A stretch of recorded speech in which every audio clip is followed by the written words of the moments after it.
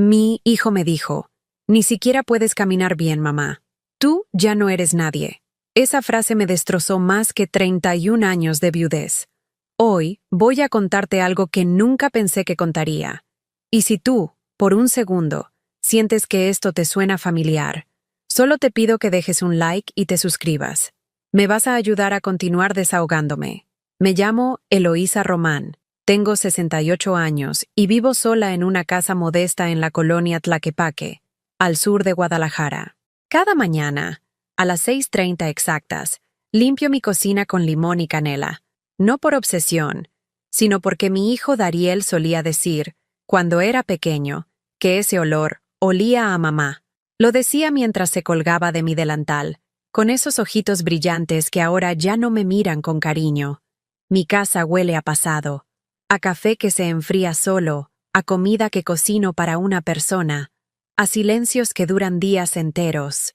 Las paredes de mi sala están llenas de fotografías de Dariel, su primera comunión en la parroquia de San Pedro, su graduación de la preparatoria, cuando entró a estudiar ingeniería en el Tecnológico de Monterrey Campus Guadalajara.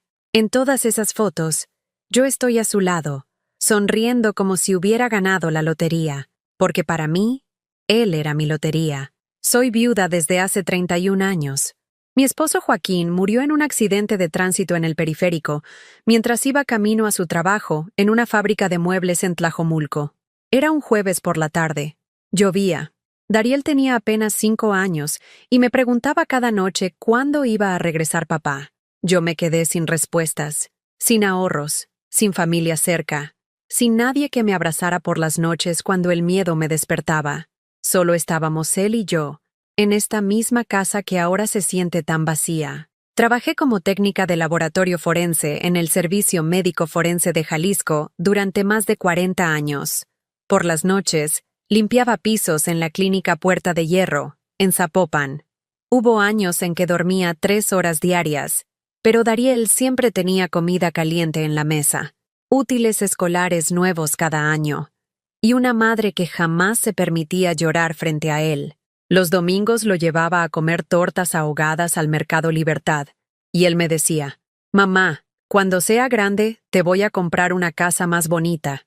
Todo lo hice para que algún día él pudiera volar alto, sin saber que volaría tan lejos de mí.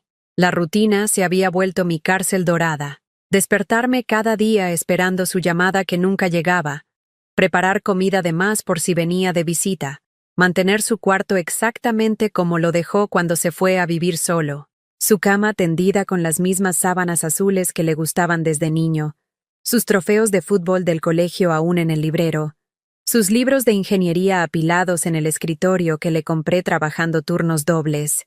Este martes, como todos los martes, preparé su platillo favorito, mole poblano con pollo, el mismo que le cocinaba cuando llegaba triste del colegio. Lo preparé pensando que tal vez, solo tal vez, se le antojara pasar a visitarme. Puse la mesa para 2 personas, encendí la radio en la estación que transmite música de Pedro Infante y José Alfredo Jiménez, esa que a él le gustaba cuando era pequeño. Esperé hasta las 10 de la noche. El mole se enfrió. La esperanza también. Fue entonces cuando llegó su mensaje de WhatsApp. No una llamada, ni siquiera un audio, solo texto frío, como si yo fuera una extraña. Mañana es la junta para hablar de la boda. Mamá, necesito que entiendas que esto va a ser diferente. Jimena y su familia tienen expectativas. Mi corazón se detuvo en esa palabra, expectativas, como si yo no cumpliera con algo, como si después de 30 años criándolo sola, de darle todo lo que tenía y lo que no tenía, yo fuera un problema que resolver. Marqué su número con manos temblorosas. Sonó, sonó, sonó. Al final contestó, pero su voz sonaba distante, como si estuviera hablando con la señora del supermercado. ¿Qué necesitas, mamá? ¿Qué necesitaba?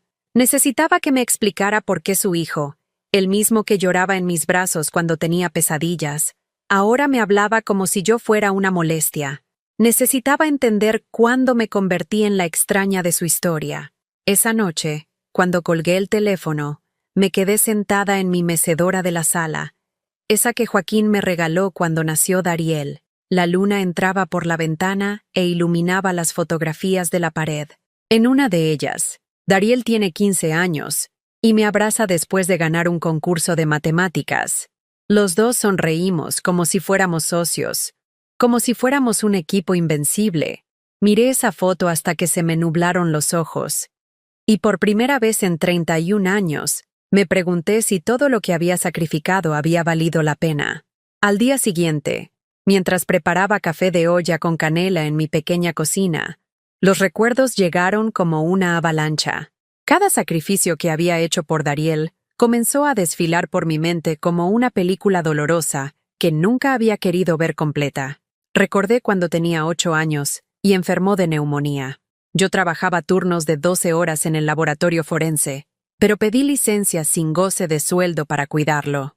Durante 2 semanas, no dormí más de 1 hora seguida, tomándole la temperatura cada media hora, dándole sus medicamentos, cantándole las mismas canciones de cuna que mi madre me cantaba a mí. Vivíamos con frijoles y tortillas, pero él tenía su Pedialyte y sus antibióticos caros. Cuando se recuperó, me abrazó y me dijo: «Mamá, eres la mejor doctora del mundo».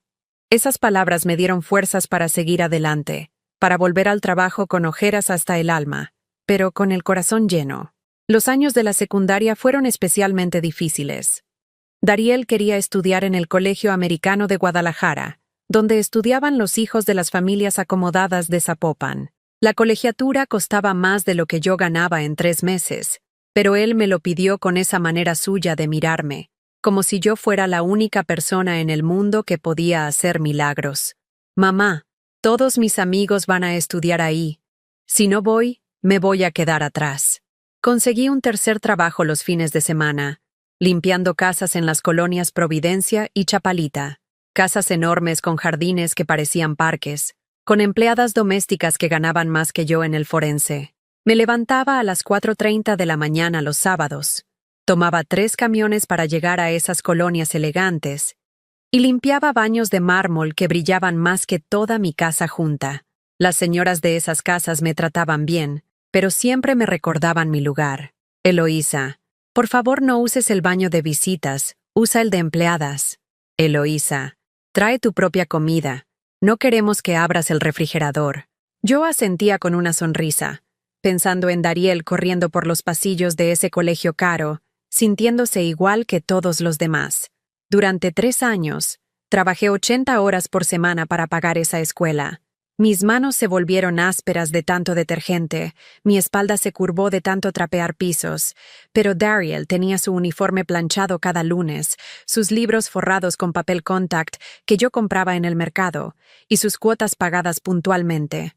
Cuando se graduó de secundaria, fue el mejor promedio de su generación. En la ceremonia, lo vi subir al podio a recibir su reconocimiento, y mi corazón casi explota de orgullo. Pero cuando lo felicitaron y le preguntaron por su familia, él solo dijo: «Mi mamá no pudo venir, está trabajando». Yo estaba ahí, en la 5ª fila, con mi vestido bueno que había comprado en el tianguis de Tonalá, pero él no me vio, o no me quiso ver. La preparatoria fue en el Tecnológico de Monterrey Campus Guadalajara. Otra vez, colegiaturas que me quitaban el sueño. Pero para entonces, yo ya había perfeccionado el arte de vivir con lo mínimo para darle todo a él. Desayunaba café con pan tostado. Comía lo que sobraba de su comida. Cenaba té con galletas saladas. Mi ropa era la misma desde hacía años. Mis zapatos tenían las suelas gastadas. Pero él tenía laptop nueva, mochila de marca, y dinero para salir con sus amigos a los centros comerciales de Zapopan. Un día llegó a casa emocionado. Tenía 17 años y acababa de conocer a una chica en una fiesta. «Mamá, se llama Jimena. Su papá tiene una empresa de construcción en León y su mamá es decoradora de interiores. Son diferentes. Diferentes». Esa palabra me dio escalofríos, pero en ese momento no entendí por qué. «¿Diferentes cómo, mijo?» «Pues tienen dinero, mucho dinero. Jimena estudia diseño gráfico en la Universidad Panamericana. Maneja un Audi que le regalaron por su cumpleaños y vive en una casa en León que tiene alberca y jardín con fuente». Lo vi emocionado contándome sobre esa familia y algo dentro de mí se rompió. No era envidia, era miedo. Miedo de que al conocer ese mundo, el nuestro le pareciera pequeño, pobre, insuficiente. Y tenía razón en tener miedo. Cuando Jimena vino por primera vez a nuestra casa, yo había limpiado todo 3 veces. Compré flores frescas en el mercado. Preparé mole poblano desde las 5 de la mañana. Y me puse mi vestido menos gastado. La recibí con una sonrisa enorme, pero ella miraba todo con ojos de evaluación. Los muebles viejos, las paredes que necesitaban pintura, la sala pequeña donde apenas cabíamos 3 personas. ¡Qué acogedor!, dijo, pero su sonrisa no llegaba a los ojos. Dariel se disculpó por todo, por la mesa de plástico en lugar de madera, por la televisión vieja, por el ruido de los vecinos. Se disculpó por nuestra vida, por nuestra historia, por mí. Esa noche, después de que se fueron, me senté en mi mecedora y lloré, no de tristeza, sino de una extraña premonición. Sabía que había empezado a perderlo, pero no sabía cómo detenerlo. Los meses siguientes fueron una transformación dolorosa de presenciar.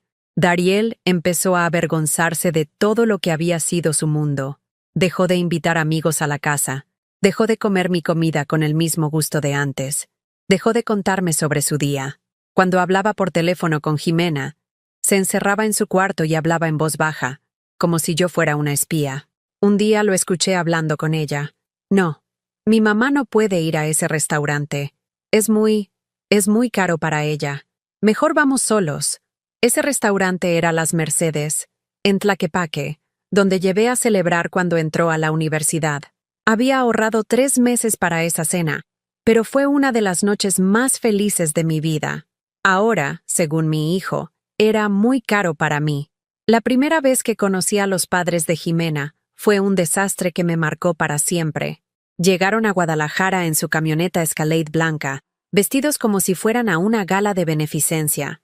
Laureana del Olmo bajó del vehículo con lentes oscuros y tacones que sonaban como martillazos en el pavimento de mi calle.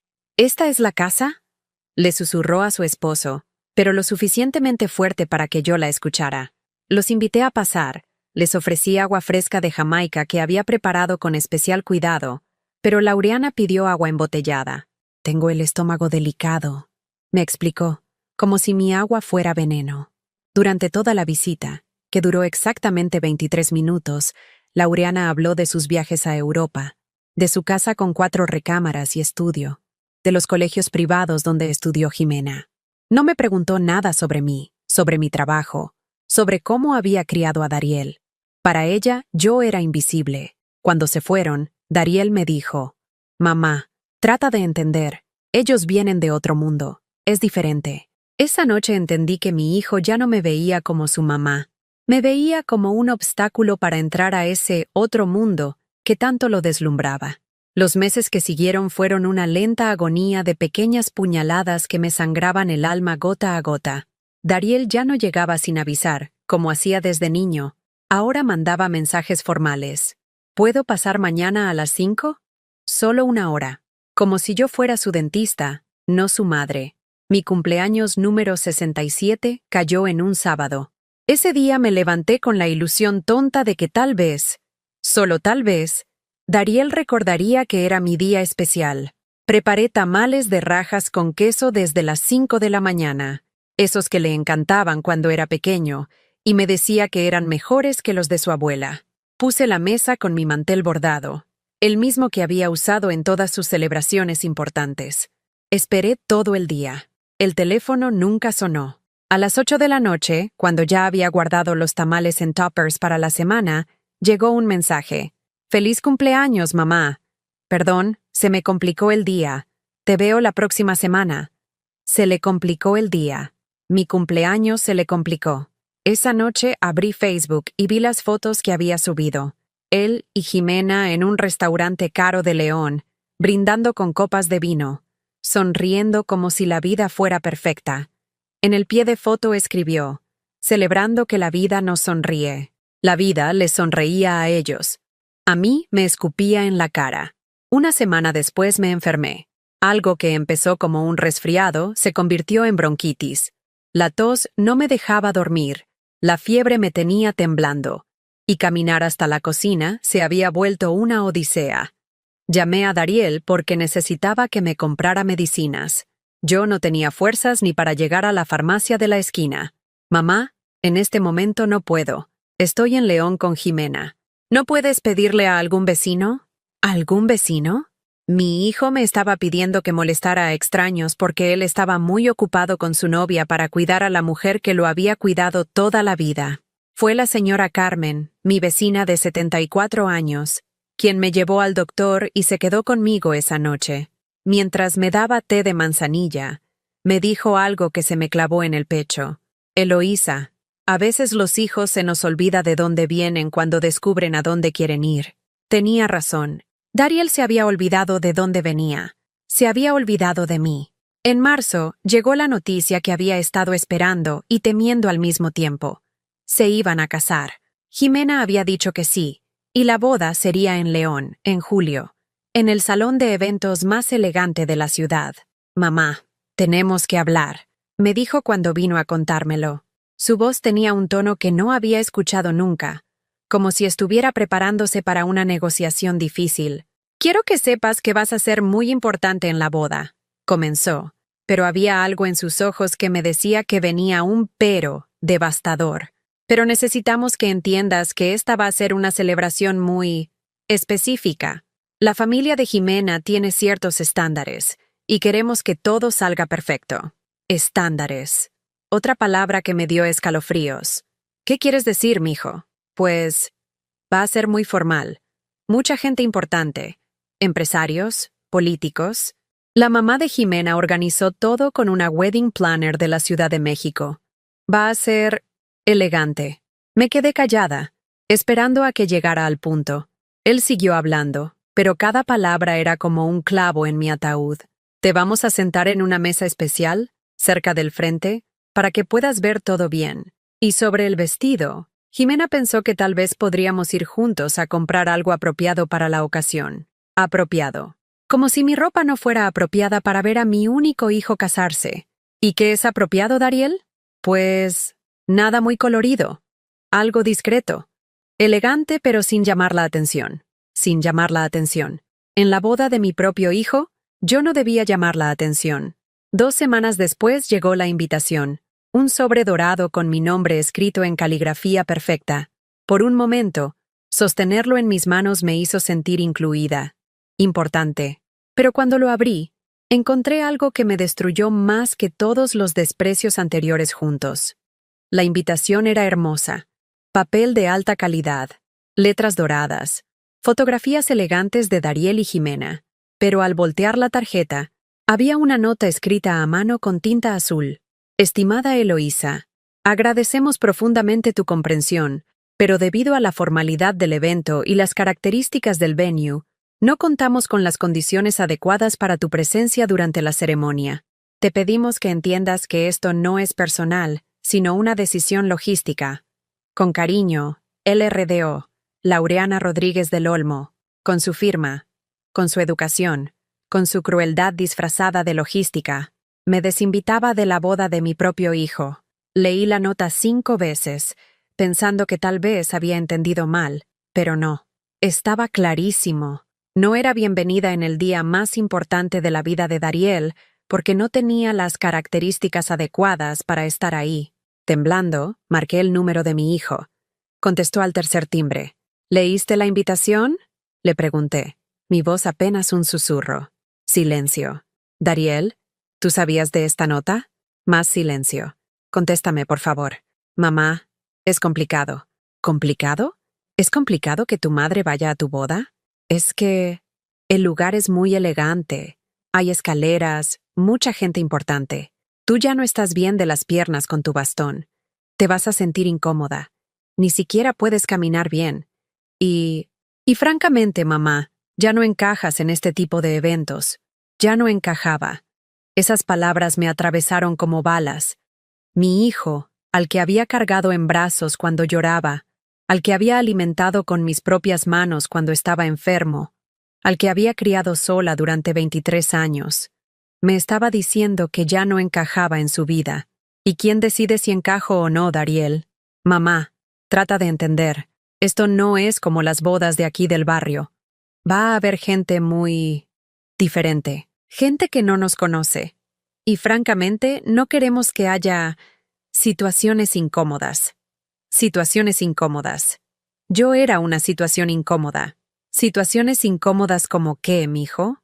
Como que no sepas de qué hablar con la gente, o que tu ropa no sea apropiada, o que tengas que usar tu bastón y eso se vea raro en las fotos. Mi bastón se veía raro. Yo me veía rara. Mi existencia era un problema para la perfecta boda de mi hijo. Colgué el teléfono sin decir una palabra más. Me senté en mi mecedora, con la invitación en una mano y la nota cruel en la otra, y por primera vez en 31 años de viudez, deseé que Joaquín estuviera vivo, no para que me defendiera, sino para que me confirmara que yo no era la loca, que esto era una locura. Esa noche no pude dormir. Di vueltas en mi cama pensando en cada sacrificio que había hecho, en cada peso que había ahorrado trabajando doble turno, en cada noche que me había quedado despierta cosiendo su ropa o ayudándolo con la tarea. Y todo para que me dijera que ya no encajaba en su vida. A las 3 de la madrugada, me levanté y fui a mi closet. Ahí, en una caja de zapatos vieja, estaban mis ahorros. 600,000 pesos en billetes de 500 y 1,000, guardados debajo de mi ropa interior más vieja. Era todo lo que tenía en el mundo. Mi retiro, mi seguridad, mi tranquilidad. Mi plan había sido dárselos como regalo de bodas. Para su luna de miel, para el enganche de su casa, para que empezara su vida matrimonial sin preocupaciones económicas. Pero esa madrugada, mirando esos billetes a la luz de la luna que entraba por mi ventana, tomé una decisión que cambiaría todo. Si yo no encajaba en su vida, mi dinero tampoco iba a encajar en sus planes. Al día siguiente, cuando el sol apenas asomaba entre las nubes grises de abril, tomé mi bastón y caminé hasta el Banco Santander de la Avenida López Mateos. Llevaba conmigo los 600,000 pesos en una bolsa de mandado del Mercado Libertad, la misma bolsa donde había cargado verduras durante años para preparar las comidas favoritas de Dariel. La cajera, una muchacha joven con una sonrisa profesional, me preguntó en qué podía ayudarme. Quiero abrir una cuenta nueva, solo a mi nombre, y transferir este dinero. Mientras llenaba los papeles con manos temblorosas, pensé en todas las veces que había soñado con entregarle ese dinero a Dariel en un sobre dorado, igual que la invitación que me había roto el corazón. Había imaginado su sorpresa, su agradecimiento, tal vez hasta un abrazo de esos que no me daba desde hacía años. Pero ahora, cada billete que la cajera contaba se había convertido en un acto de dignidad. Mi primera decisión en años que no giraba alrededor de las necesidades de mi hijo. ¿La cuenta anterior la cerramos, señora Román? Sí, por favor, que quede en ceros. Esa tarde, mientras regaba mis geranios rojos en el pequeño patio de mi casa, llegó un WhatsApp de Dariel. Mamá, intenté sacar dinero y me salió que no hay fondos. ¿Pasó algo con la cuenta? No le contesté inmediatamente. Por primera vez en mi vida, dejé que él esperara mi respuesta. Me senté en mi mecedora con una taza de té de manzanilla y dejé que el mensaje se quedara sin leer durante 2 horas. Cuando finalmente le respondí, solo escribí. Abrí mi propia cuenta. El dinero está seguro. Mi teléfono empezó a sonar a los 5 minutos. No contesté. Volvió a sonar. Tampoco contesté. Al tercer intento, decidí tomar la llamada. ¿Qué significa eso de que abriste tu propia cuenta? Su voz sonaba alterada, casi desesperada. Significa que decidí manejar mi dinero yo sola, Dariel. Pero mamá, teníamos planes para ese dinero, para la luna de miel, para la casa. ¿Teníamos? ¿En serio crees que teníamos planes juntos cuando me acabas de decir que no encajo en tu vida? Silencio del otro lado de la línea. Mamá, no mezclemos las cosas. Lo de la boda es una situación especial, pero el dinero es diferente. Ese dinero es para mi futuro. Tu futuro. No nuestro futuro. Tu futuro. Repetí las palabras saboreando su amargura. ¿Y mi futuro qué, Dariel? ¿Qué pasa con el futuro de la mujer que ya no encaja en ningún lado? No digas eso. Tú sabes que te quiero, pero no lo suficiente para defenderme. No lo suficiente para decirle a tu novia que tu madre es importante. No lo suficiente para garantizar que la mujer que te dio la vida pueda estar en el día más importante de la tuya.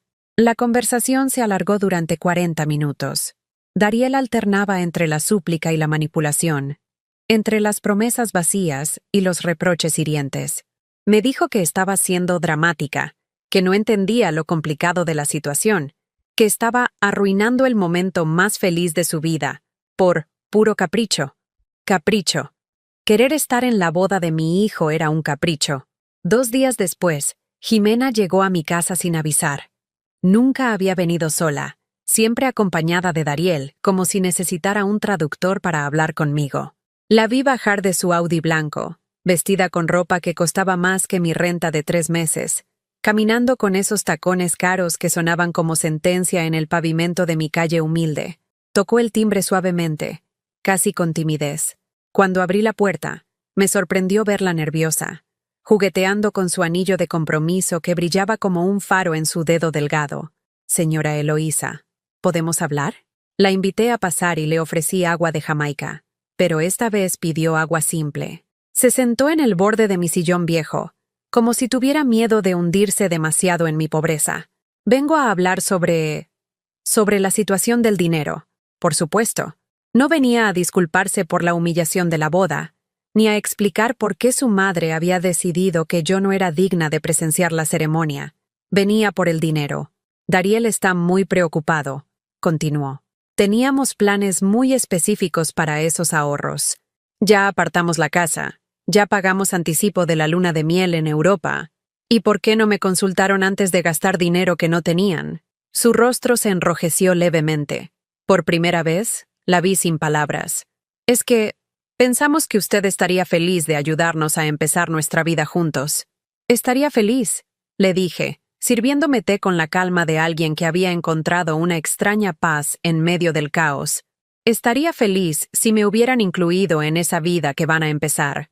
Pero resulta que ni siquiera puedo estar presente cuando la empiecen». Jimena bajó la mirada. Por un momento, pensé que iba a mostrar algo de humanidad, tal vez una disculpa o un reconocimiento de lo cruel que había sido todo. Pero no. «Señora Eloísa, la verdad es que mi mamá organizó todo pensando en la armonía del evento. No es nada personal contra usted». «¿Armonía del evento? ¿Mi presencia rompería la armonía?» «Es que usted sabe que viene de un mundo diferente al nuestro. Y mi mamá quiere que todo se vea perfecto en las fotos, que todos los invitados se sientan cómodos». Ahí estaba, la verdad desnuda. Yo no era presentable para sus fotos perfectas. Mi bastón, mi ropa sencilla, mi cara marcada por años de trabajo y sacrificio, no encajaban en la estética que querían para su boda de revista. «Entiendo», le dije con una sonrisa que me sorprendió a mí misma por lo tranquila que sonó. «Entiendo perfectamente». «¿En serio? ¿Entonces podemos contar con su apoyo para los gastos?» La pregunta me pegó como una bofetada. Después de confirmar que yo era una vergüenza para su evento perfecto, tenía la audacia de pedirme que lo financiara. «No». «¿Perdón? ¿Que no?» «No pueden contar con mi apoyo económico». «Pero señora Eloísa, Dariel es su único hijo. Seguramente quiere lo mejor para él». «Quiero lo mejor para él. Por eso no voy a enseñarle que puede humillar a la gente y aún así esperar que le paguen por hacerlo». Jimena se quedó callada durante un minuto largo. Pude ver cómo su mente trabajaba, buscando otra estrategia, otra forma de manipulación. ¿Y si hablamos con mi mamá? ¿Y si encontramos una manera de que usted pueda estar en la boda? ¿Cómo? ¿Escondida en la cocina? ¿Sentada en el estacionamiento? ¿Viendo la ceremonia por video? No, no. Tal vez en un lugar discreto, donde pueda ver pero sin aparecer en las fotos principales. Sin aparecer en las fotos principales. En la boda de mi único hijo, yo sería la invitada secreta, la que tenían que esconder para que no arruinara la perfección visual de su día especial. «Vete de mi casa, Jimena». «¿Perdón?» «Que te vayas. Ahora». Se paró del sillón con la dignidad herida de alguien que no estaba acostumbrada a que le dijeran que no. «Señora Eloísa, creo que está cometiendo un error. Dariel la va a necesitar siempre. Pero nosotros no vamos a necesitar su dinero siempre. Piénselo bien. Era una amenaza. Elegante, educada, pero una amenaza al fin. Me estaba diciendo que si no pagaba por el privilegio de ser humillada, perdería a mi hijo para siempre». «Ya lo pensé», le respondí caminando hacia la puerta. Y mi decisión es definitiva. Esa noche, Dariel llegó a mi casa como huracán. Entró sin tocar, gritando desde la sala. ¿Cómo le pudiste hablar así a Jimena? Es la mujer que voy a esposarme. Y yo soy la mujer que te dio la vida. Pero parece que eso no cuenta para nada. Ah, no mezcles las cosas, mamá. Jimena vino con la mejor intención. ¿Cuál intención? ¿Convencerme de que pague por mi propia humillación? Nadie te está humillando. Solo te estamos pidiendo que seas comprensiva. ¿Comprensiva de qué, Dariel? ¿De que me avergüenzas? ¿De que mi bastón se ve feo en las fotos? ¿De que vengo de un mundo que ensucia la perfección de tu nueva familia? Ahí fue cuando lo dijo. Cuando pronunció las palabras que me mataron por dentro, pero que, paradójicamente, me liberaron por fuera. Ni siquiera puedes caminar bien, mamá. ¿Para qué quieres ir a la boda si te vas a sentir incómoda? Tú ya no eres nadie en este mundo. No tienes nada que ofrecer más que problemas.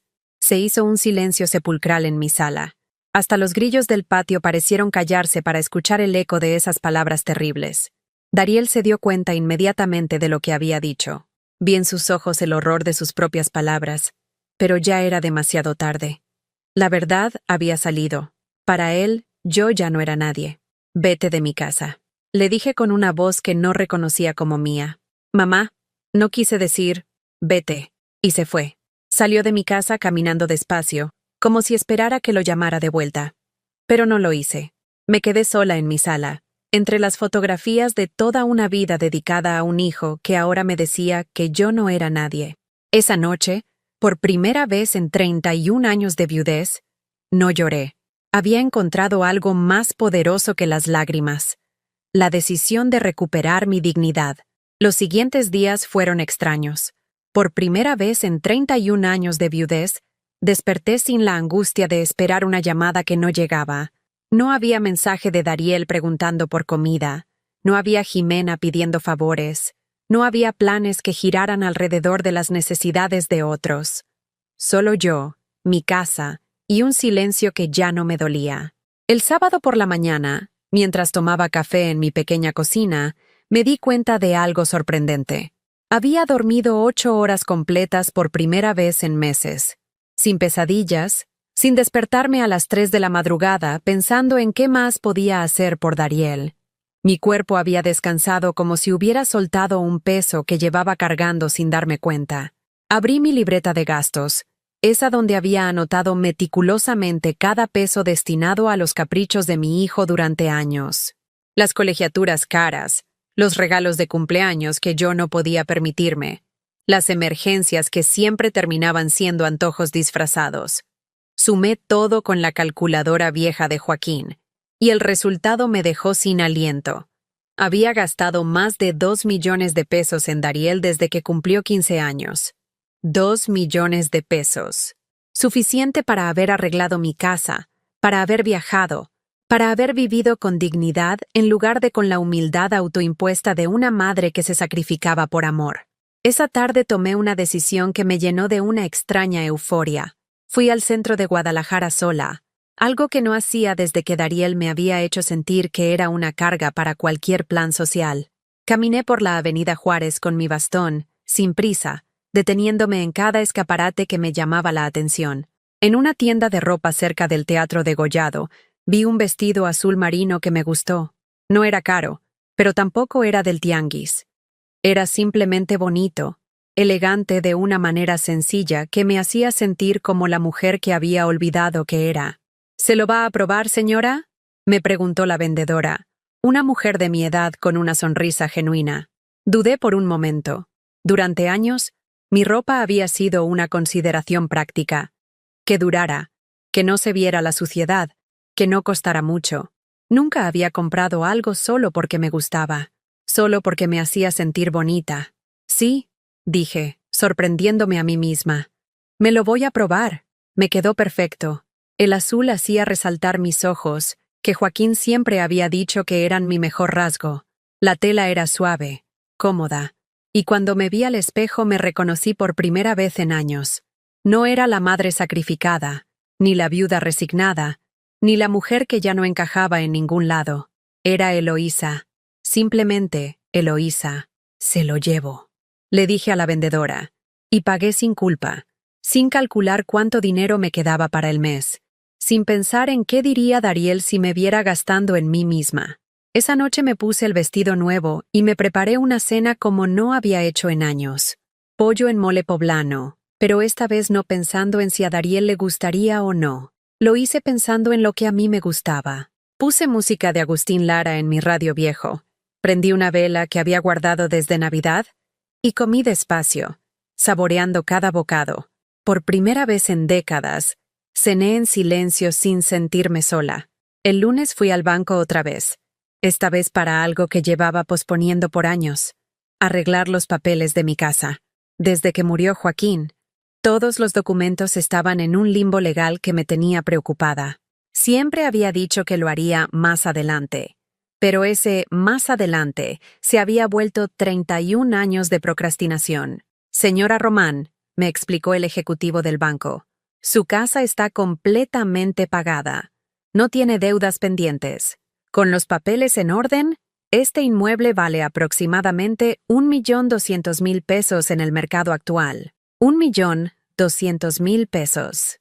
Mi casita humilde, que Jimena había mirado con desprecio, que Dariel había querido que remozara para que se viera mejor cuando vinieran sus amigos, valía más de lo que yo había imaginado. ¿Y si quisiera venderla?, pregunté, sorprendiéndome de mis propias palabras. Podríamos ayudarla con todo el proceso. ¿Tiene planes de mudarse? ¿Tenía planes de mudarme? No había tenido planes propios en tanto tiempo que la pregunta me pareció revolucionaria. Toda mi vida había girado alrededor de estar disponible para Dariel, de mantener su cuarto listo, de vivir en el mismo lugar donde él pudiera encontrarme siempre. Pero si él ya no me necesitaba, si yo ya no encajaba en su vida, ¿qué me ataba a esta casa llena de memorias que ahora solo me dolían? Déjeme pensarlo, le dije, pero por primera vez en años estaba realmente considerando un cambio. Esa tarde, mientras regaba mis plantas en el patio, llegó la señora Carmen, mi vecina. Traía un platillo de enchiladas rojas y esa sonrisa maternal que me había consolado durante mi enfermedad. «Te ves diferente, Eloísa», me dijo, sentándose en la silla de plástico que siempre le reservaba cuando venía a visitarme. «Te ves, ¿cómo te diría? ¿Más liviana?» Tenía razón. Me sentía más liviana, como si hubiera estado cargando una mochila pesada durante años y apenas ahora me hubiera dado cuenta de que podía quitármela. «Carmen, ¿tú crees que está mal que una madre deje de sacrificarse por un hijo que ya no la valora?» Me miró con esos ojos sabios de mujer que había criado 5 hijos y enterrado un esposo. «Mija, sacrificarse por los hijos está bien cuando ellos son niños y te necesitan, pero cuando ya son adultos y solo te buscan para que les resuelvas la vida, eso ya no es amor, es costumbre. Y las costumbres malas hay que romperlas». Sus palabras me calaron hondo. Tenía razón. Mi relación con Dariel se había vuelto una costumbre tóxica. Él demandaba, yo daba. Él despreciaba, yo aguantaba. Él se avergonzaba de mí, yo lo justificaba. ¿Y qué hago, Carmen? Ya no sé quién soy sin ser la mamá que se sacrifica por Dariel. Pues averígualo. Tienes 68 años, no 98. Tienes tiempo de sobra para descubrir qué quiere Eloísa de la vida. Esa noche, me senté en mi mecedora con una libreta nueva y escribí algo que no había hecho jamás. Una lista de cosas que me gustaría hacer si no tuviera que preocuparme por nadie más. Viajar, conocer el mar, que nunca había visto, tomar clases de algo, tal vez pintura o cocina internacional, arreglar mi casa como a mí me gustara, no como fuera presentable para otros, comprar ropa bonita sin sentirme culpable, hacer amigas de mi edad, tal vez, solo tal vez, enamorarme otra vez. Esa última línea me sorprendió. No había pensado en el amor romántico desde la muerte de Joaquín. Durante 31 años, todo mi amor había estado volcado en Dariel, como si al ser madre hubiera dejado de ser mujer. Pero ahí estaba, a los 68 años, redescubriendo que mi corazón tenía espacio para más que el dolor y la decepción. El miércoles por la noche sonó mi teléfono. Era un número que no reconocía.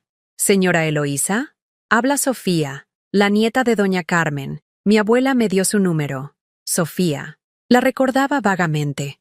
una muchacha de unos 30 años que visitaba a Carmen los domingos, maestra de primaria, divorciada, con una sonrisa que iluminaba toda la cuadra.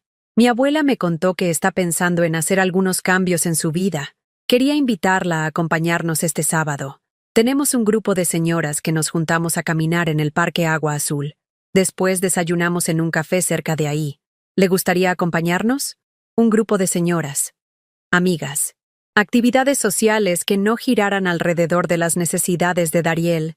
Me encantaría, respondí sin dudar. El sábado llegué al Parque Agua Azul con mi bastón y una nerviosidad que no sentía desde mi primer día de trabajo en el forense. El grupo resultó ser 5 mujeres de entre 55 y 75 años, todas con historias similares a la mía, hijos que las habían relegado, esposos que habían muerto, vidas que habían girado tanto tiempo alrededor de otros que habían olvidado girar alrededor de sí mismas. Yo dejé de cocinar para mi hijo cuando cumplió 40, y todavía esperaba que le tuviera la comida lista cuando venía a visitarme, contaba Mercedes, una señora de 72 años con el pelo blanco perfectamente peinado. A mí mi nuera me dejó de hablar porque no le di mi casa para que la vendiera y se comprara una más grande, agregaba Rosa, mientras caminaba con energía sorprendente para sus 69 años. Por primera vez en mi vida, me di cuenta de que no estaba sola, que había otras mujeres que habían pasado por el mismo despertar doloroso pero liberador de darse cuenta de que sus hijos ya no las necesitaban, y que estaba bien dejar de necesitarlos también. Después de caminar durante 1 hora, fuimos a desayunar al Café Madrid, un lugar pequeño y acogedor cerca del centro histórico. Pedí chilaquiles rojos con huevo, algo que no había comido en años, porque a Dariel no le gustaban, y yo había perdido la costumbre de cocinar para mi propio gusto. ¿Y qué vas a hacer ahora, Eloísa?, me preguntó Sofía, mientras todas bebíamos café de olla. No sé, admití. Por primera vez en 31 años. No sé qué voy a hacer. ¿Y sabes qué? Ya no me asusta no saberlo. Mercedes sonrió y levantó su taza de café. Por no saber qué vamos a hacer, y por la libertad de averiguarlo. Todas brindamos con nuestras tazas. Y por primera vez desde que Dariel me había dicho que ya no era nadie, me sentí como alguien libre. 3 semanas después de mi despertar, cuando ya había empezado a acostumbrarme a esta nueva versión de mí misma que compraba vestidos azules y desayunaba chilaquiles con amigas, llegó la tormenta final. Era un viernes por la tarde. Yo estaba en mi patio trasero, podando mis geranios y pensando en la propuesta que me había hecho Mercedes de acompañarla a Puerto Vallarta el siguiente mes, cuando escuché voces alteradas frente a mi casa, voces que reconocía perfectamente. Por la ventana vi una escena que me heló la sangre. Dariel, Jimena y la temible Laureana del Olmo bajándose de una camioneta negra, como si fueran una comisión oficial que venía a notificarme algo grave. Dariel tocó el timbre con esa insistencia que yo conocía desde que era niño, cuando quería algo con desesperación. Pero ahora no era un juguete o un permiso para ir a una fiesta. Era mi dinero, era mi dignidad, era mi vida entera la que venían a reclamar. Abrí la puerta respirando hondo, preparándome para lo que sabía sería el enfrentamiento definitivo. «Mamá, tenemos que hablar», dijo Dariel, sin siquiera saludarme. Detrás de él, Jimena me miraba con una mezcla de nerviosismo y determinación, mientras Laureana evaluaba mi casa con esos ojos de tasadora que conocía tan bien. «Pasen», les dije con una calma que me sorprendió a mí misma. Se sentaron en mi sala como un tribunal, Dariel en el sillón principal, Jimena a su lado y Laureana en la orilla, como si tuviera miedo de hundirse demasiado en mi pobreza. Yo me senté en mi mecedora, en mi territorio, sintiendo por primera vez en años que tenía el control de la situación. «Eloísa», comenzó Laureana con esa voz engolada que usaba para dirigirse a la servidumbre. «Venimos a hablar contigo sobre esta situación tan desafortunada. Situación desafortunada. Como si mi negativa a financiar mi propia humillación fuera un accidente meteorológico. ¿Cuál situación?», pregunté, obligándolos a ser específicos, a decir en voz alta lo que venían a hacer. «Mamá, ya basta de juegos», intervino Dariel con esa impaciencia que recordaba de sus rabietas de adolescente. Sabemos que tienes el dinero guardado en tu nueva cuenta. Necesitamos que seas razonable. ¿Razonable? Sí, razonable. Este berrinche ya duró demasiado. La boda es en 3 semanas y tenemos gastos pendientes que no podemos cubrir sin tu ayuda. Berrinche. Mi dignidad recuperada era un berrinche. Señora Eloísa, intervino Jimena con esa voz melosa que usaba cuando quería algo. Entendemos que se sintió mal por el malentendido de la invitación, pero mi mamá ya habló con la coordinadora del evento. Podemos acomodarla en una mesa lateral, donde pueda ver todo perfectamente. Una mesa lateral, como una pariente lejana que apenas conocían, no como la madre del novio. ¿Y las fotos? Pregunté. Laureana y Jimena intercambiaron una mirada incómoda. Bueno, dijo Laureana con esa sonrisa falsa que me daba náuseas. Las fotos oficiales serán solo de la familia inmediata, pero estoy segura de que el fotógrafo podrá tomar algunas fotos casuales donde usted aparezca también. Fotos casuales. En la boda de mi único hijo, yo aparecería en fotos casuales, como los meseros o los músicos. No, dije con una claridad que cortó el aire como cuchillo. ¿Cómo que no?, replicó Dariel, levantándose del sillón. No voy a pagar por mi propia humillación. No voy a financiar un evento donde me tratan como una extraña vergonzosa. Nadie te está tratando como una extraña, gritó Dariel. Solo te estamos pidiendo que entiendas que esta boda es importante para nuestro futuro. ¿Nuestro futuro? ¿Desde cuándo mi futuro incluye ser escondida como un secreto familiar?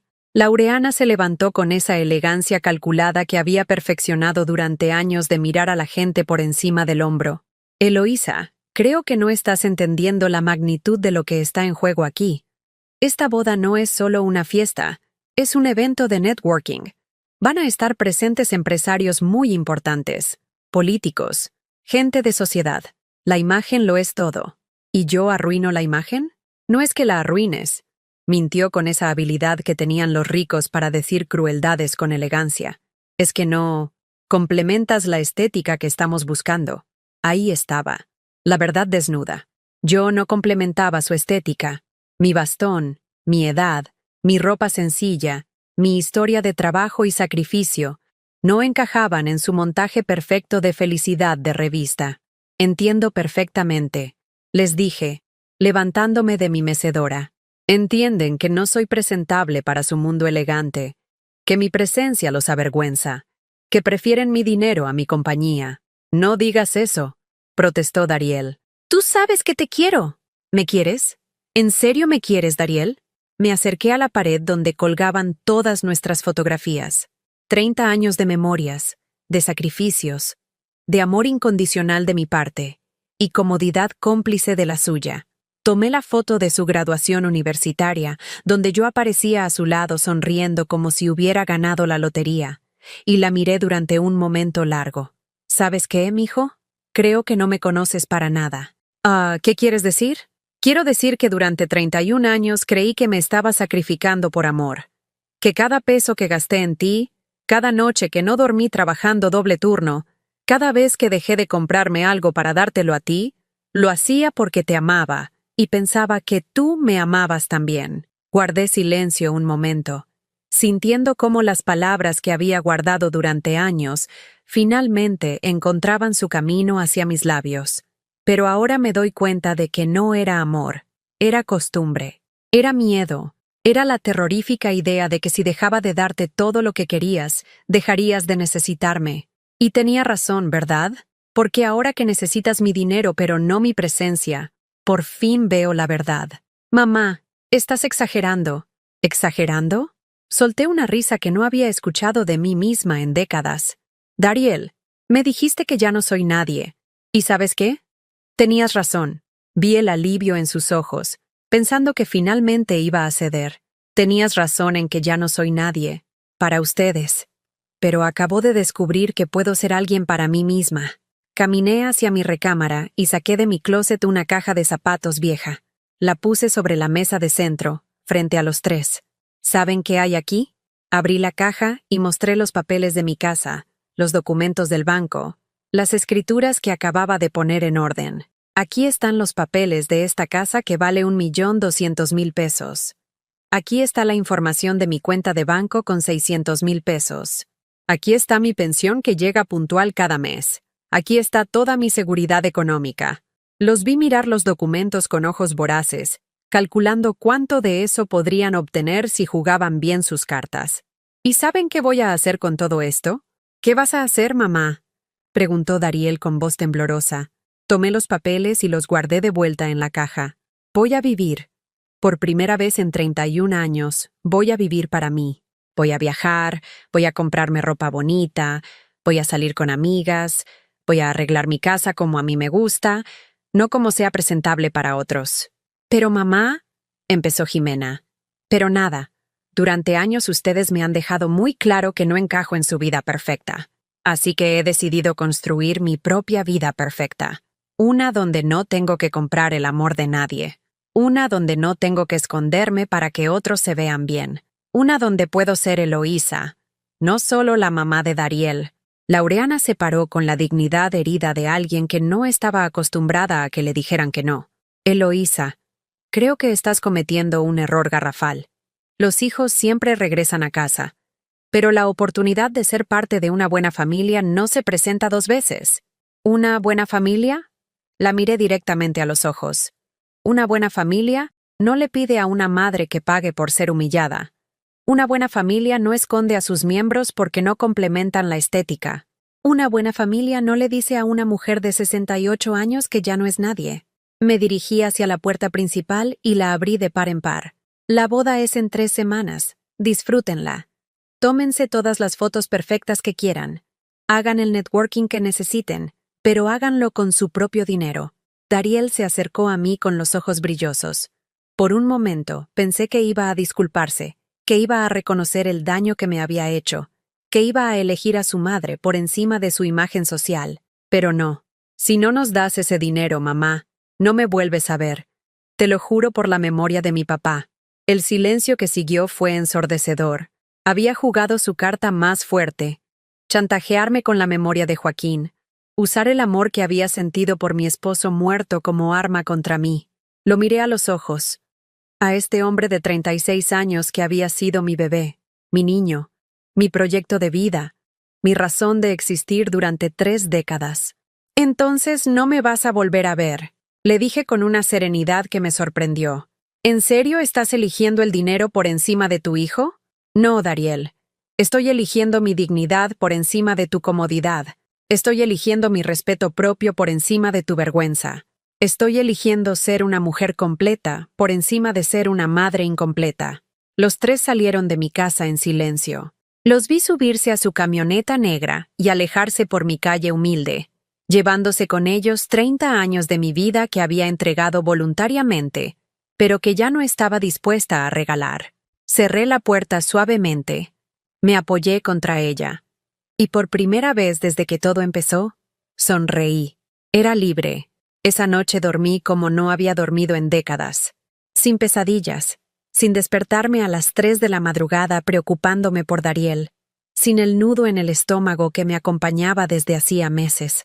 Desperté a las 8 de la mañana con una sensación extraña en el pecho. Era paz. Paz pura. Sin condiciones. Sin culpas. Me levanté. Me puse mi vestido azul nuevo. Y por primera vez en años me maquillé sin tener una razón específica. Solo porque quería verme bonita para mí misma. Me miré al espejo del baño y vi a una mujer que había olvidado que existía. Eloísa Román, de 68 años. Libre. El sábado siguiente fue mi primera salida oficial como mujer soltera de la vida de su hijo. Mercedes había cumplido su promesa de invitarme a Puerto Vallarta, pero yo tenía otros planes. Planes que habían estado germinando en mi mente desde la noche del confronto final. Caminé hasta la agencia de viajes en la Plaza del Sol, esa que había pasado miles de veces camino al trabajo, sin atreverme nunca a entrar. La muchacha de la recepción, una joven de unos 25 años con una sonrisa genuina, me atendió como si fuera una cliente normal, no como una vieja loca con sueños imposibles. ¿En qué la puedo ayudar, señora? Quiero conocer el mar, le dije.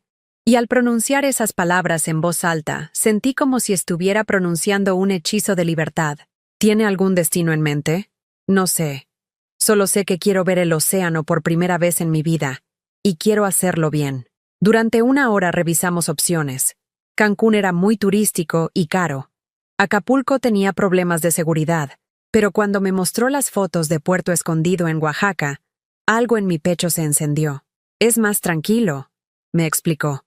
Tiene playas hermosas, gente muy amable, y es perfecto para alguien que quiere relajarse.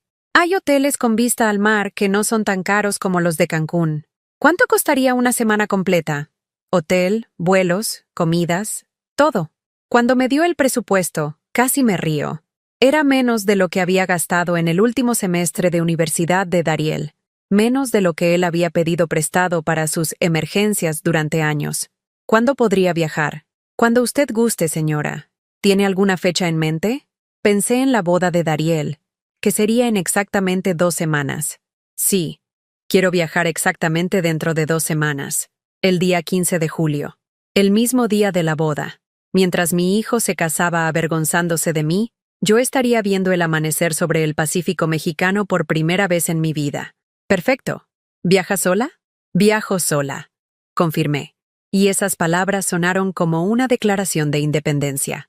Los días siguientes fueron un torbellino de preparativos que me llenaron de una energía que no había sentido en años. Fui al centro de Guadalajara a comprar ropa de playa, algo que nunca había necesitado en mis 68 años de vida. En una tienda cerca de la catedral, una vendedora joven me ayudó a elegir trajes de baño de una pieza, vestidos frescos, sandalias cómodas, y hasta un sombrero de palma que me hacía sentir como las señoras elegantes que veía en las películas. ¿Va de vacaciones?, me preguntó mientras empacaba mis compras. Voy a conocer el mar, le dije. Y ella sonrió como si entendiera que para mí esto era más que unas vacaciones. Era un renacimiento. También fui a la Biblioteca Central a buscar libros sobre Oaxaca, sobre Puerto Escondido, sobre la cultura zapoteca. Si iba a viajar sola por primera vez en mi vida, quería hacerlo informada, preparada, consciente de dónde pisaba. El martes de esa semana, mientras empacaba mi maleta nueva, otra compra que me llenó de culpa por exactamente 5 minutos, sonó mi teléfono. Era un número desconocido. ¿Señora Eloísa? Sí, ¿quién habla? Soy Mateo, el primo de Jimena. ¿Podemos hablar? Mateo.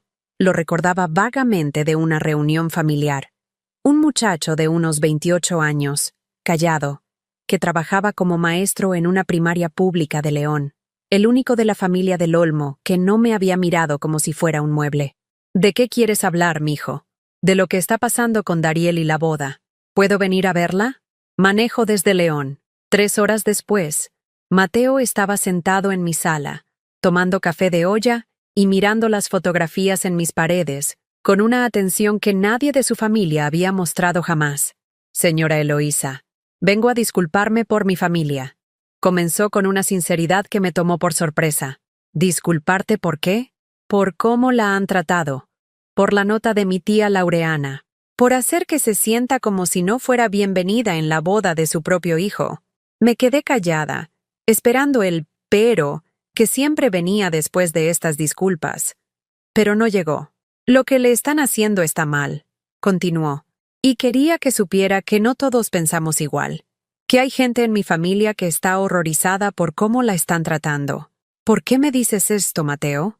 Porque usted me recordó a mi abuela paterna, una mujer que trabajó toda su vida para que sus hijos tuvieran mejores oportunidades, y cuando ya fue mayor, ellos se avergonzaron de ella porque no encajaba en sus nuevos círculos sociales.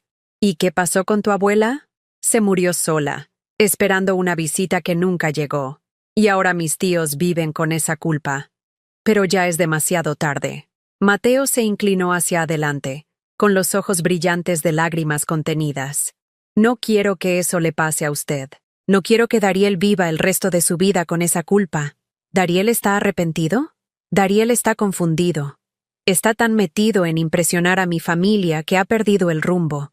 Pero en el fondo, señora Eloísa, ese muchacho la ama, solo que no sabe cómo salir del hoyo en el que se metió. ¿Y vienes a pedirme que le facilite las cosas? No. Vengo a decirle que usted tiene razón en defenderse, que está haciendo lo correcto al no permitir que la humillen, y que sin importar lo que pase, Hay gente que la respeta y la admira. Esas palabras me llegaron al alma de una manera que no esperaba. Durante meses había dudado de mí misma. Había pensado que tal vez estaba exagerando, que tal vez debía ser más comprensiva, más flexible, más dispuesta a sacrificar mi dignidad por mantener la relación con mi hijo. Mateo, ¿puedo preguntarte algo? Lo que quiera. ¿Tú crees que soy una mala madre por no darle el dinero?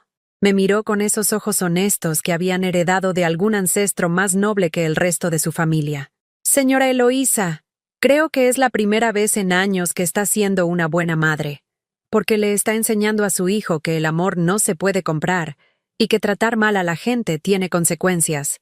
Esa noche, después de que Mateo se fuera, me senté en mi patio a ver las estrellas.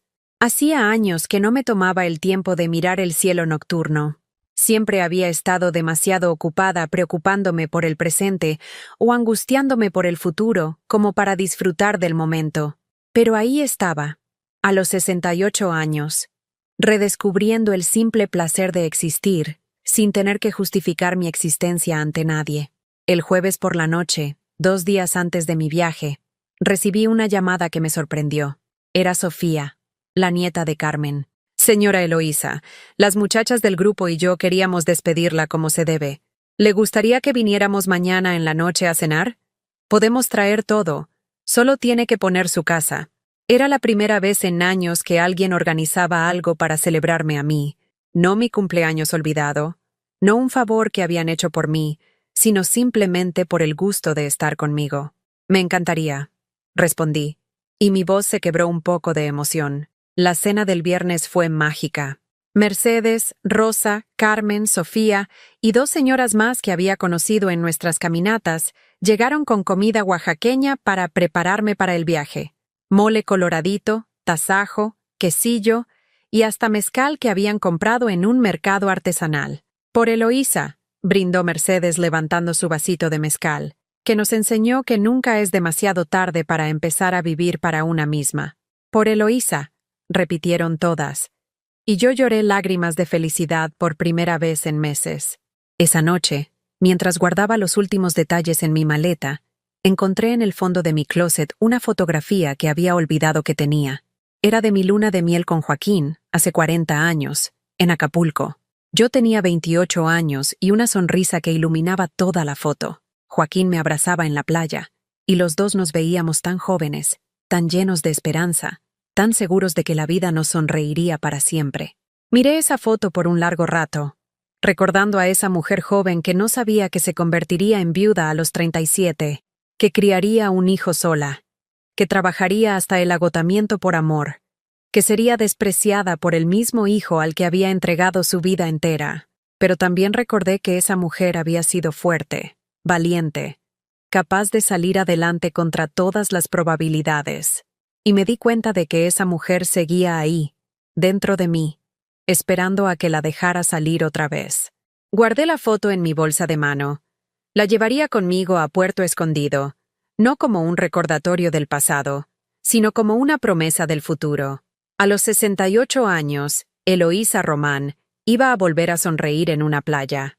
6 meses después, estoy sentada en la terraza de mi nueva casita en Puerto Escondido, viendo el atardecer sobre el Pacífico, mientras escribo estas líneas en el diario que comencé el día que llegué aquí. Mi bastón descansa contra la barandilla de madera, ya no como un símbolo de limitación, sino como el compañero de aventuras que me ha acompañado en caminatas por la playa, visitas a mercados artesanales y clases de pintura en el centro cultural del pueblo.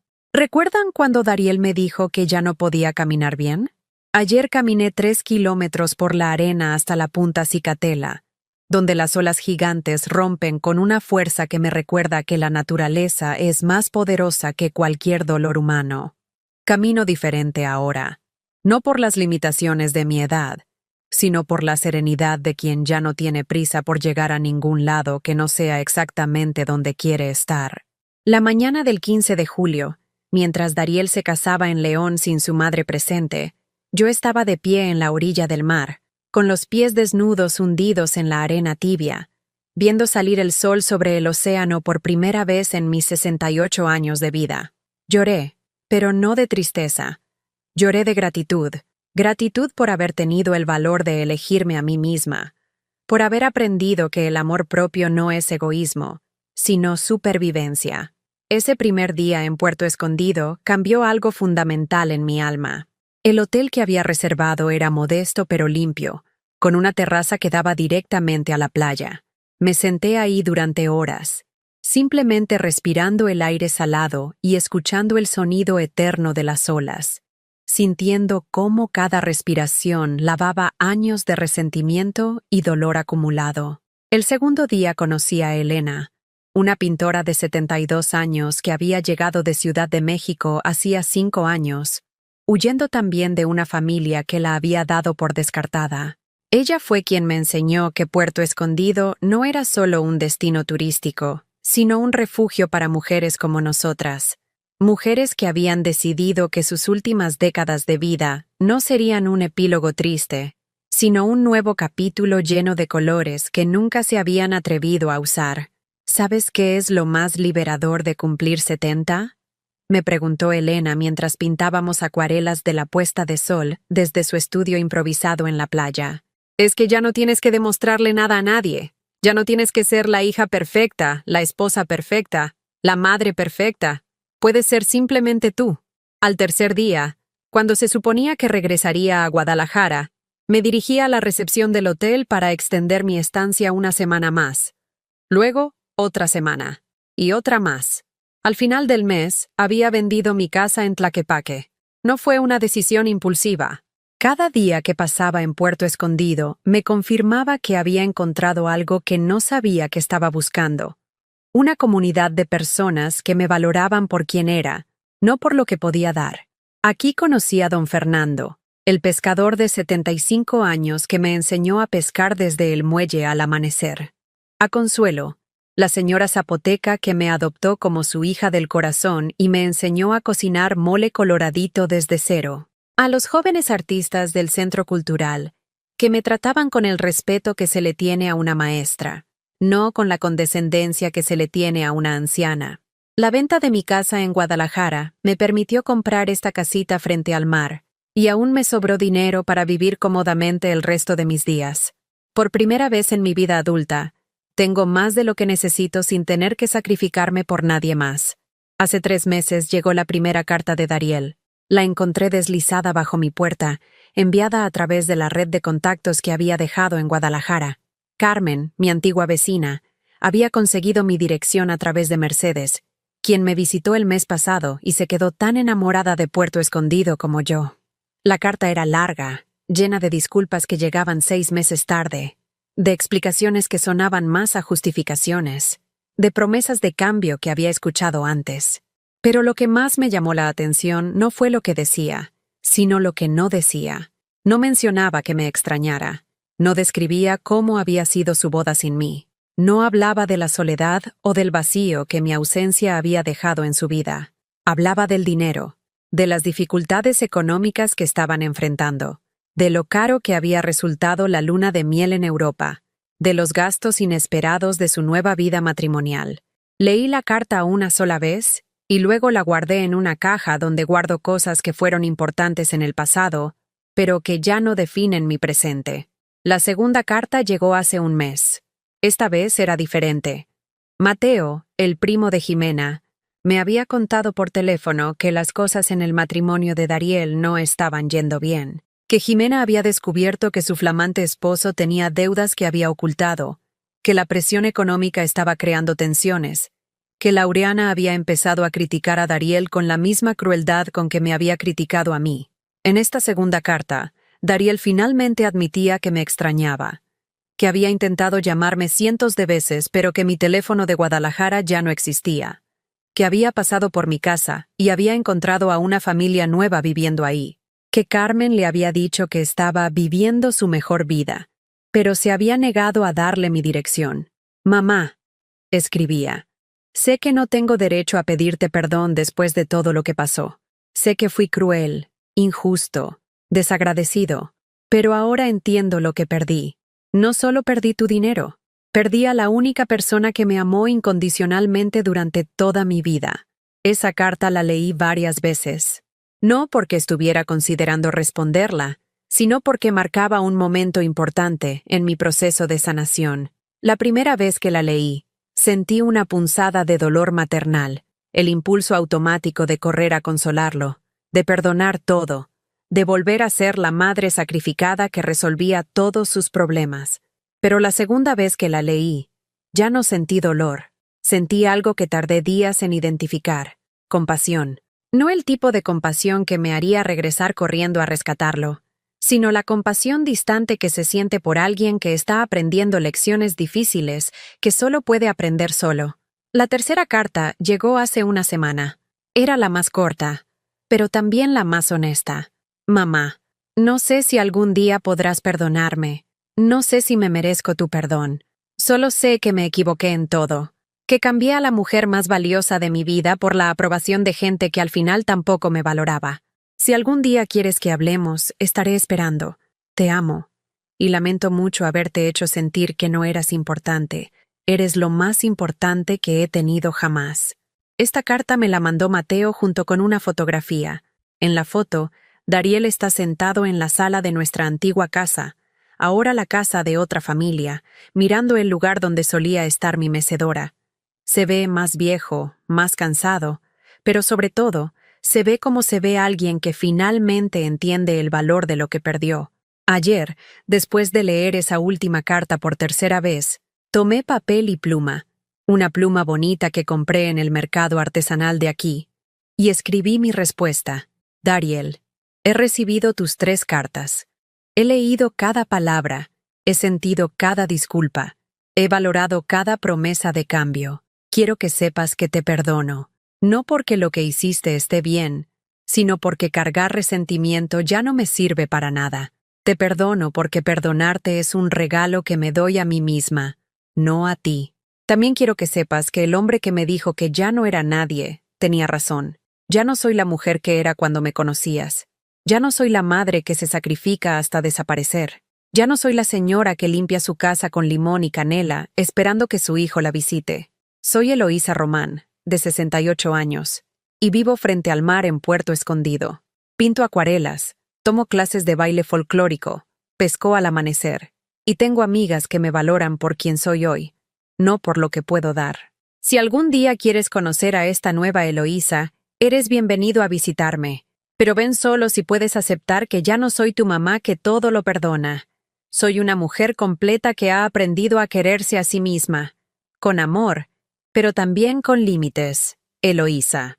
Mañana esa carta saldrá en el correo hacia León. Mientras escribo estas últimas líneas en mi diario, el sol se oculta detrás del horizonte infinito del Pacífico. En unas horas, Elena vendrá a cenar y me contará sobre el mural que está pintando en la escuela primaria del pueblo. Don Fernando pasará por aquí para invitarme a pescar mañana temprano. Consuelo me traerá tamales oaxaqueños que haremos juntas para la fiesta del pueblo del fin de semana. Tengo una vida llena, rica, significativa. Una vida que construí desde 0 a los 68 años, cuando muchas personas piensan que ya es demasiado tarde para empezar de nuevo. ¿Extraño a Dariel? Extraño al niño que fue, al joven que prometía ser, al hijo que creí que tenía. Pero no extraño al hombre que se avergonzó de mí, que me humilló, que me dijo que ya no era nadie. ¿Volveré a tener una relación con él? No lo sé. Pero sí sé que si eso sucede, será en mis términos, con mis límites, respetando la mujer en la que me he convertido. Porque aprendí algo fundamental. No puedes amar verdaderamente a alguien más hasta que aprendes a amarte a ti mismo. Y después de 68 años en este planeta, finalmente aprendí a amarme. ¿Alguna vez has sentido que estás viviendo la vida que otros esperan de ti en lugar de la vida que tú quieres vivir? ¿Has sacrificado tanto de ti mismo por otros que ya no sabes quién eres sin esos sacrificios? Si mi historia te suena familiar, déjame un comentario contándome si tú o alguien que conoces ha pasado por algo parecido. Y si te gustó este video, por favor dale like y suscríbete al canal. Necesito que este mensaje llegue a alguien más que necesite escuchar que nunca es demasiado tarde para empezar a vivir para uno mismo, que el amor propio no es egoísmo, sino supervivencia, que merecemos ser valorados por quienes somos, no solo por lo que podemos dar. Gracias por acompañarme en este viaje. Desde Puerto Escondido, con amor y límites sanos, soy Eloísa Román. Y hoy, por primera vez en 31 años, puedo decir con certeza, soy alguien.